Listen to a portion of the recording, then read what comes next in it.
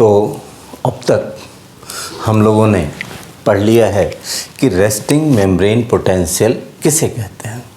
Resting membrane means potential difference when the neuron is at rest, और ये कितना होता है -70 millivolt.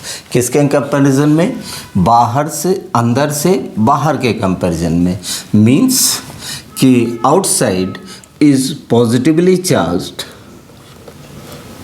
And inside is negatively charged. तो इस तरीके से जो एक बाहर से अंदर के बीच पोटेंशियल डिफरेंस है, वोल्टेज का डिफरेंस है, उसको हम बोलते हैं रेस्टिंग मेम्ब्रेन पोटेंशियल। और ये आपको बताया था मैंने, कम्स टू -70 मिली वोल्ट। इसी रेस्टिंग मेम्ब्रेन पोटेंशियल को हम यह भी कह सकते हैं the membrane is at polarized state. Resting membrane potential की स्थिति को हम पोलराइज्ड मेम्ब्रेन भी बोलते हैं। पोलराइज्ड क्यों? क्योंकि दो पोल्स बन रहे हैं, एक साइड में पॉजिटिव और दूसरे साइड में नेगेटिव। दो पोल्स, दो सिरे तैयार हो रहे हैं। और ये किस बेसिस पे सिरे तैयार हो रहे हैं? On the basis of difference in the charges. बाहर में पॉजिटिव है और अंदर में नेगेटिव है। That's why such membranes are termed as polarized membrane और पोलराइज्ड स्टेट, या इस वोल्टेज -70 मिलीवोल्ट को हम बोलते हैं रेस्टिंग मेम्ब्रेन पोटेंशियल। और ये किस वजह से होता है? Because of presence of certain channels which are termed as sodium potassium ATPase या सोडियम पोटेशियम पंप। एक तो इसका कारण था सोडियम पोटेशियम पंप। ये क्या कर रहा था कि हर बार ये 3 सोडियम आयंस को बाहर ले जाता है। 3 sodium ions are transported outside the cell, cytoplasm से एक्स्ट्रा सेलुलर फेज में ले जाता है, और उसी के साथ 2 पोटेशियम आयंस को अंदर करता है। साथ साथ मैंने ये भी बताया था रेस्टिंग मेम्ब्रेन पोटेंशियल में कि कुछ दूसरे जैसे कैल्शियम है, क्लोराइड है, फॉस्फेट है, इस वजह से भी कुल मिलाकर के जो रिजल्ट आता है वो ये कि inside the membrane is negatively charged whereas the outside is positively charged, और दोनों के बीच जो पोटेंशियल डिफरेंस होता है दैट कम्स टू -70 मिलीवोल्ट। अब इसका सिग्निफिकेंस क्या है? सिग्निफिकेंस है that is action potential. This is the most important topic to understand the propagation of nerve impulse. Means nerve impulse कैसे move करता है along the nerve। तो आज हम समझेंगे कि action potential क्या चीज़ होती है। What happens? Action means when the nerve is in active state, when the nerve is stimulated। और पोटेंशियल, जो पोटेंशियल में चेंजेज आएंगे, जो -70 मिलीवोल्ट रेस्टिंग मेम्ब्रेन पोटेंशियल है, उसमें जो चेंजेज आएंगे उस पूरे इवेंट को, all that event is termed as action potential. अब ये -70 वोल्ट पोटेंशियल में ये चेंजेज कैसे आएंगे, कब आएंगे और कितना आएंगे, इसके बारे में आज हम समझेंगे। Suppose a stimulus is given.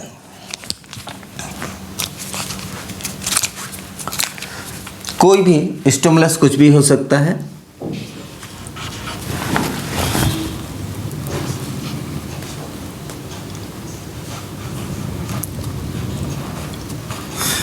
This stimulus may be electrical stimulus, may be certain chemical, जैसे कोई एसिड आपने छू दिया, बेस छू दिया, इलेक्ट्रिक शॉक लग गया, लाइट जैसे कोई चीज़ आप देख रहे हैं, light also works as stimulus, या टच, हीट, कोई गर्म चीज़ आपने छू दिया, कोई ठंडी चीज़ छू दी, या सिंपली कोई टच किया, everything can work as stimulus.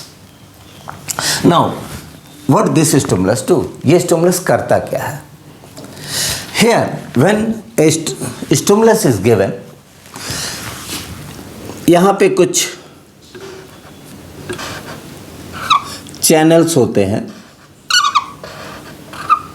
these are called mechanical channels or touch sensitive channels.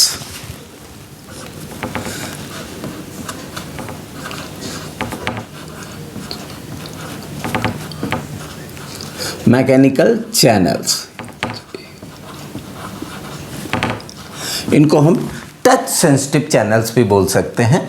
और जो ही कोई स्टिमुलस इस सेल बॉडी को टच करता है, या डेंड्राइट को टच करता है, या आपके फिंगर को टच करता है, simultaneously some sodium ions start entering through this mechanical channels. कुछ सोडियम आयंस इसके थ्रू एंट्री शुरू करेंगे। अब ये सोडियम आयंस पॉजिटिवली चार्ज्ड है, तो ये क्या करेंगे, जो अभी तक मेम्ब्रेन नेगेटिवली चार्ज थी उसको पॉजिटिव बनाने का प्रयास करेंगे, या पॉजिटिव की तरफ ले जाने का प्रयास करेंगे। हम उसको एक्सप्लेन करने के लिए एक ग्राफ ड्रा करेंगे। एक्स एक्सिस और Y axis. Resting membrane potential -70 millivolt है, तो इसको हम यहाँ पे एक लाइन ड्रा करेंगे, दैट इज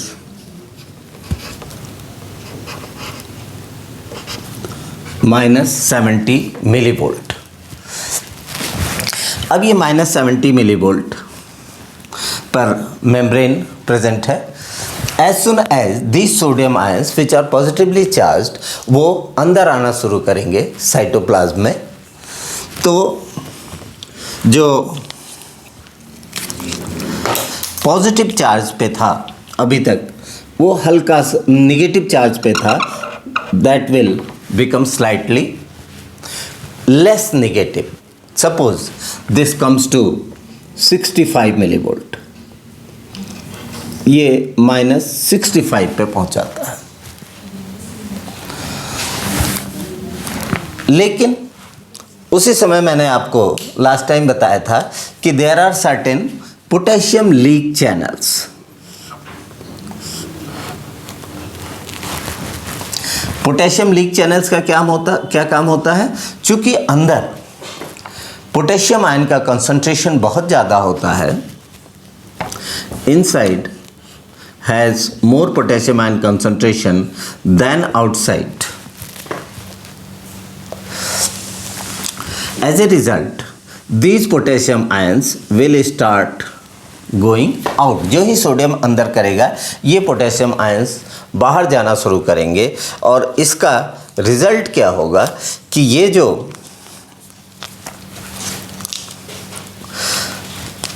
-70 से -65 पहुंच गया था पोटेंशियल डिफरेंस, क्योंकि सोडियम आयंस एंट्री करना शुरू किए थे। अब ये पोटेशियम आयंस उसको बाहर जाने लगेंगे, और इस सोडियम आयन जो पॉजिटिवली चार्ज्ड है, जिसकी वजह से -70 से ये -65 पे पहुंचा था, पोटेशियम आयंस बाहर जा करके फिर वापस इसे -70 मिलीवोल्ट पे लेके चले आएंगे। तो जो थोड़ा सा मेम्ब्रेन -70 से 65 पे पहुंच रहा था, वापस आ गया, और इस वजह से हमें किसी प्रकार की कोई फीलिंग अपने फिंगर्स पे या अपने आँखों पे नहीं होगी। लेकिन यदि ये स्टिमुलस, इस तरीके के स्टिमुलस को हम बोलते हैं सब थ्रेशोल्ड वैल्यू स्टिमुलस, मीन्स जो कि स्टिमुलेट करने में सक्सेसफुल नहीं हो पाया।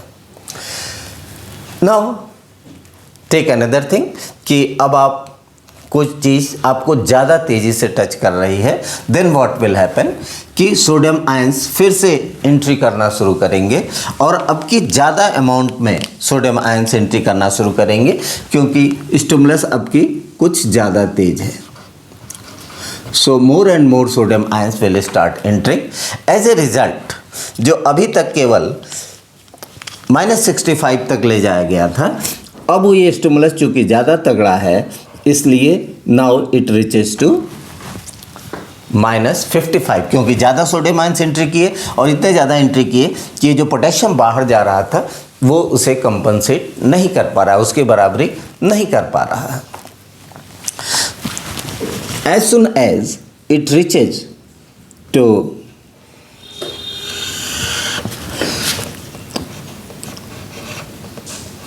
-55 millivolt,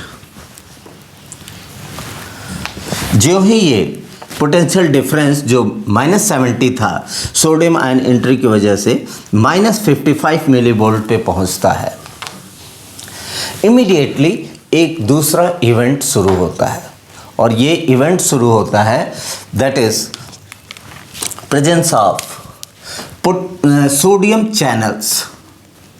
sodium channels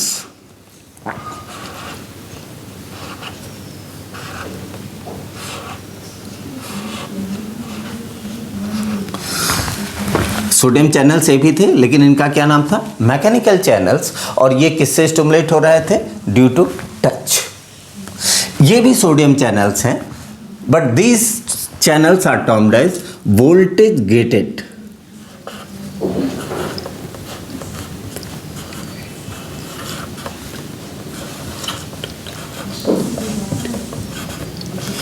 voltage gated sodium channels.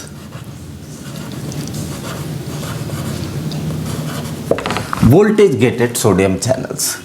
Voltage gated sodium channels तब स्टिमुलेट होते हैं, तब ओपन होते हैं जबकि एक पर्टिकुलर वोल्टेज यहाँ पे मिलता है और वो वोल्टेज क्या है, -55 मिलीवोल्ट. इस वोल्ट को हम बोलते हैं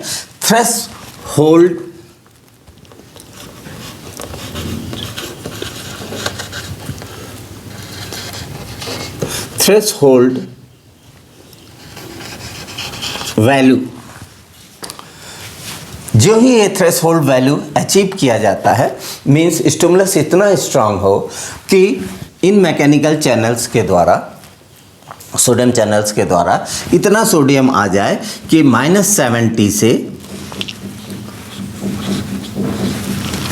ये पोटेंशियल डिफरेंस -55 पे पहुंच जाए.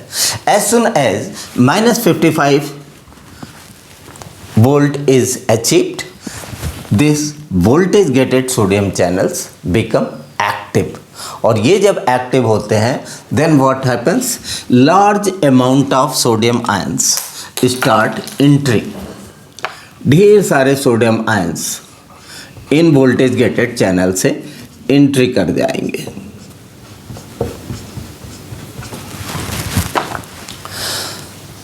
रिजल्ट क्या हुआ कि अभी तक जो बाहर पॉजिटिव चार्ज था और अंदर नेगेटिव चार्ज था, because of entry of large amount of sodium ions through these voltage gated sodium channels, the inside becomes positive. अंदर अब क्या हो गया, इट बिकम्स पॉजिटिव और बाहर क्या हो गया, निगेटिव. मीन्स ठीक उल्टा हो गया, opposite has happened.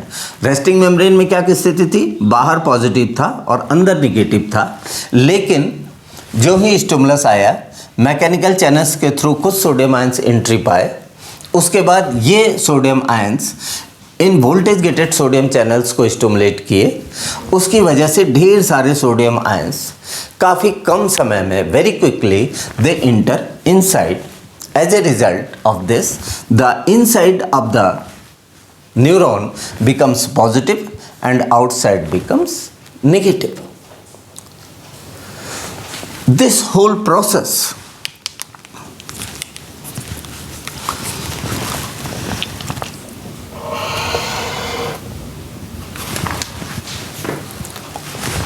this comes to about plus 35 millivolt. इसकी वैल्यू लगभग पहुंचती है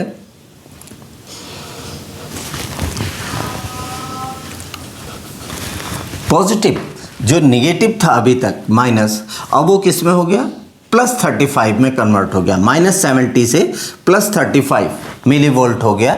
और ये किस वजह से हुआ, because of entry of sodium ions through the voltage gated sodium channels. As soon as this plus 35 millivolt is achieved, immediately these sodium channels are inhibited और ये अब फिर से वापस बंद हो जाएंगे। Again they reach to closed state, जो ही प्लस 35 अचीव किया जाएगा।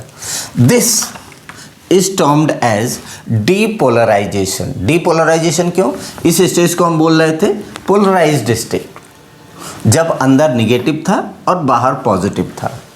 और चूंकि अब अंदर पॉजिटिव हो गया और बाहर निगेटिव हो गया, now the membrane is termed as depolarized, उल्टा हो गया क्योंकि, and this wave is termed as wave of depolarisation.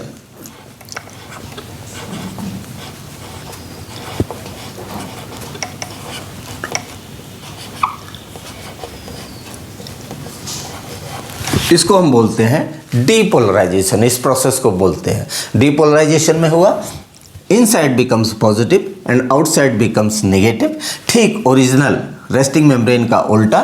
और ये इस वजह से हुआ कि बिकॉज लार्ज अमाउंट में sodium ions get entry through this voltage gated channels.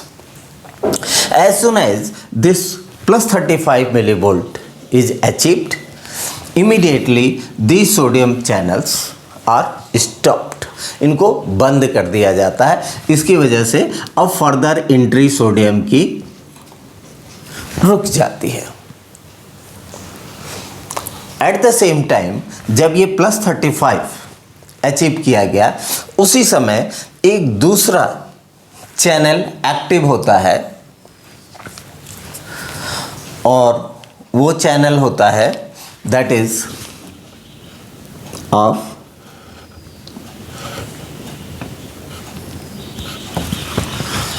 Voltage gated potassium channels.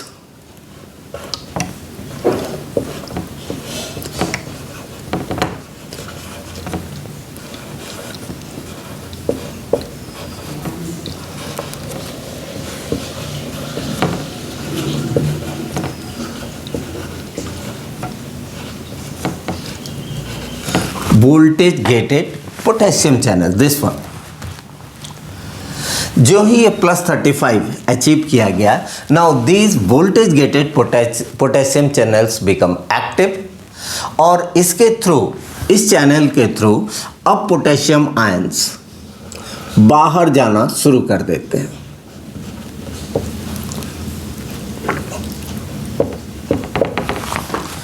Already पहले से पोटेशियम आयन का कंसंट्रेशन ज़्यादा था अंदर, दूसरा अब पॉजिटिव चार्ज अंदर हो गया और नेगेटिव चार्ज बाहर हो गया, तो दोनों ही कंसंट्रेशन ग्रेडियंट और आयनिक ग्रेडियंट दोनों फोर्स करते हैं कि ये पोटेशियम आयन अब अंदर से बाहर जाना शुरू कर देता है।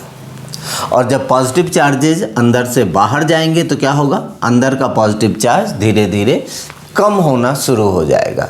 तो जो वोल्टेज प्लस 35 पहुंच चुका था, because of exit of efflux of potassium ions from inside the neuron cell to outside through these voltage gated potassium channels, now this will start reducing.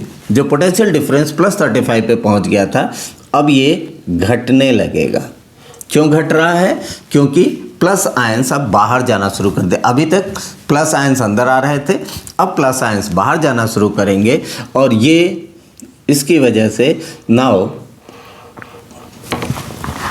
Again अब ये निगेटिव की तरफ जाना शुरू करेगा, क्योंकि potassium ions voltage gated potassium channels के through बाहर जाना शुरू कर दिए हैं। And this coming down of potential difference from positive again to resting state, that is -70, is termed as repolarization.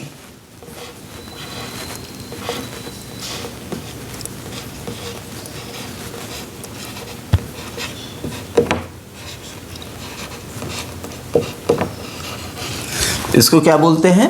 Wave of repolarisation. Means जो ओरिजिनल स्टेट था, polarised state था, वो फिर से अब मेम्ब्रेन उसकी तरफ जाने लगा।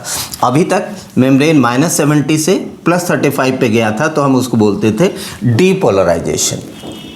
और जब ये +35 से वापस -70 की तरफ आना शुरू करेगा, then we call it as repolarization wave. तो एक बार सोडियम आयंस अंदर आए ड्यू टू प्रॉपर स्टिमुलस, उसकी वजह से -70 से +35 गया। अब सोडियम आयंस का अंदर आना बंद हो गया because of inhibition of these voltage gated sodium channels, और उसी के साथ वोल्टेज गेटेड पोटेशियम चैनल्स की ओपनिंग की वजह से पोटेशियम आयंस अंदर से बाहर जाना शुरू करेंगे। इसकी वजह से मेम्ब्रेन अगेन बिकम निगेटिव। फिर से मेम्ब्रेन क्या हो गया? निगेटिव हो गया और बाहर पॉजिटिव हो जाएगा इन दिस वे। तो इस तरीके से वापस हम -70 की तरफ चल पड़े and this wave is termed as wave of repolarization. वापस से हम पोलराइज्ड स्टेट की तरफ जा रहे हैं। लेकिन चूंकि सोडियम चैनल्स तो बहुत तेजी से खुलते हैं और बंद होते हैं very quickly, but these potassium channels which are voltage gated, they are slow in action. वो थोड़ा धीरे खुलते हैं और धीरे धीरे बंद होते हैं। तो ओपनिंग की वजह से पोटेशियम बाहर जाना तो शुरू कर दिया। जब तक ये -70 मिलीवोल्ट पे पहुंचता है, उस समय भी potassium channels are open. As a result potassium कुछ ज़्यादा अमाउंट में बाहर चले जाते हैं और ये आपका -70 की जगह -90 मिलीवोल्ट तक पहुंच सकता है। तो पोलराइज्ड स्टेट में रेस्टिंग मेम्ब्रेन में क्या था? -70 था। लेकिन चूंकि पोटेशियम चैनल्स अभी बंद नहीं हो पाए हैं, कंटिन्यूसली वो बाहर जा रहे हैं, एज ए रिजल्ट -70 पे रुकने की जगह ये -85 -90 तक पहुंच जाता है potential difference. This is called hyperpolarization. Means polarized यहाँ पे रुक गया होता तब तो हम फिर से पोलराइज्ड बोलना शुरू करते, लेकिन ये ज़रूरत से ज़्यादा नीचे आ गया। देन दिस कर्व और wave is termed as hyperpolarization. Hyper polarised.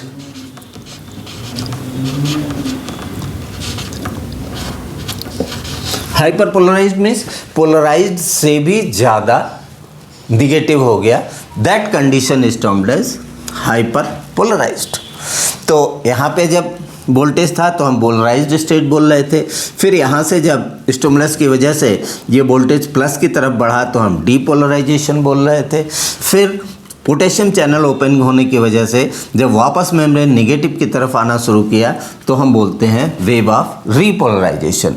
लेकिन पोटेशियम चैनल ज़्यादा देर तक खुले रह जाते हैं, तो उसकी वजह से ये -70 पर रुकने की जगह -80 -90 मिलीवोल्ट तक पहुंच जाता है and this condition is termed as hyperpolarized. Means जितना पोलराइज था उससे ज़्यादा पोलराइज्ड हो गया। Now gradually these sodium potassium pumps again start functioning.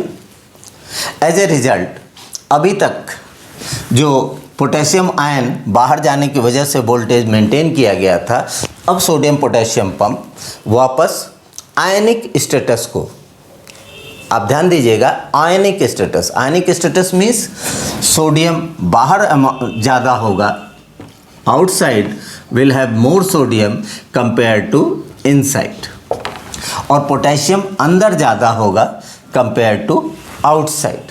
लेकिन अभी हो गया है उल्टा कि सोडियम अंदर ज़्यादा हो चुका है बिकॉज ऑफ दिस स्टिमुलस और पोटेशियम बाहर ज़्यादा जा चुका है। तो हमने वोल्टेज तो अचीव कर लिया किसी तरीके से -80-90, लेकिन आयनिक स्टेटस अभी हमने नहीं मेंटेन किया है। आयनिक स्टेटस जो ओरिजिनल था कि सोडियम बाहर ज़्यादा होना चाहिए और पोटेशियम अंदर ज़्यादा होना चाहिए, वो कैसे अचीव किया जाएगा? वापस through this sodium potassium pump, और अगेन कुछ देर बाद ये -70 मिलीवोल्ट तक पहुंचा दिया जाता है। मीन्स वापस मेम्ब्रेन रेस्टिंग स्टेज में आ जाता है, पोलराइज्ड स्टेट में आ जाता है। So all this event from resting to depolarised state and again back to repolarised state,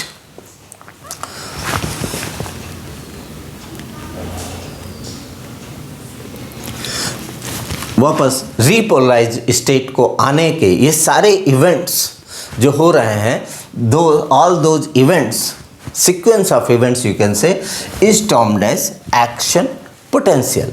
action potential में क्या हुआ? On getting the proper stimulus, the polarized membrane, the resting state membrane becomes active. As a result, it is depolarized from -70 millivolt to about +35 millivolt due to entry of these sodium ions through the voltage gated channels, and again it is repolarized by the exit of potassium ions from inside to outside through this voltage gated potassium channels. This whole sequence of events in which the membrane is once depolarized and again repolarized is termed as action potential. मैं समझ सकता हूँ कि अब आपको action potential clear हो गया है कि एक पूरे डीपोलराइजेशन वेव और रीपोलराइजेशन वेव को, मींस एक बार स्टिमुलस पाने के बाद जो मेम्ब्रेन डीपोलराइज हुई फिर रीपोलराइज हुई, और ये पूरा इवेंट किस वजह से हो रहा है? Because of voltage gated sodium channels end voltage gated potassium channels. तो वापस पोलराइज्ड स्टेट को गेन करने में जितने सारे ये पोटेंशियल डिफरेंस में चेंजेज आ रहे हैं, आयनिक स्टेटस में चेंजेज आ रहे हैं, उनको हम बोलते हैं action potential, and this is the wave of action potential. Polarized state, depolarized, repolarized, hyperpolarized and again polarized state. ये action potential का significance क्या है?